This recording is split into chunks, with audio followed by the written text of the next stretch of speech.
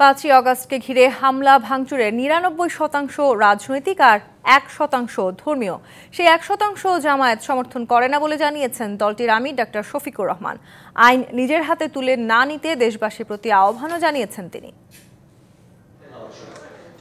রবিবার ঢাকা মহানগর উত্তর জামায়াত ইসলামের উদ্যোগে ওলামা ও এতিমদের সম্মানে ইফতার মাহফিল।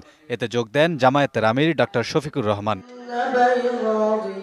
এ সময় তিনি বলেন, গত 15 বছর আলেম ওলামা দিয়ে দেশের কারাগারগুলো ভরিয়ে রাখা হয়েছে, ঘটেছে আয়নাঘরে নির্যাতনের মতো ঘটনাও। তিনি জানান, কোনো ধরনের হামলা সহিংসতা সমর্থন করে না জামায়াত।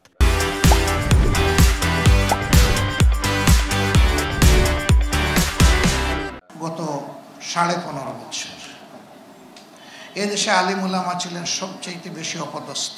আয়নাঘর আমি দেখেছি, কেউ 14 মাস, কেউ 10 মাস, কেউ 8 মাস তাদেরকে এখানে রাখা হয়েছে। যা হতে পারতো, আল্লাহু আকবার, তার কিছুই হয়নি। তারপরেও চিটাপুটা যা হয়েছে তার 99 কারণ হচ্ছে রাজনৈতিক। এই 1% যেটা হয়েছে ওইটাও আমরা সমর্থন করি না। আইন হাতে তুলে নিয়ে দেশকে একটি অস্থিতিশীল পরিস্থিতির দিকে ঠেলে না দেওয়ার আহ্বানও জানান জামায়াতের আমির। আইন কারণ নিজের হাতে তুলে নেওয়া সঠিক নয়, তাহলে সমাজে কোনো শৃঙ্খলা ফিরে আসবে না। এ রমাদান আল্লাহ তাআলা আমাদেরকে দিয়েছেন আমাদের গুনাহ খাতা পুড়াইয়া ছাই করার জন্য। জামায়াত ইসলামী সমাজের কোনো ক্ষতির পক্ষে নেই জানিয়ে এ সময় এতিমদের পাশে দাঁড়াতে সবার প্রতি আহ্বান জানান ডক্টর শফিকুর রহমান। এই এতিমকে ভালোবাসা, সম্মান করা, এটা আমাদের ইমানের অংশ। Kamrul Hasan, DBC news, Dhaka.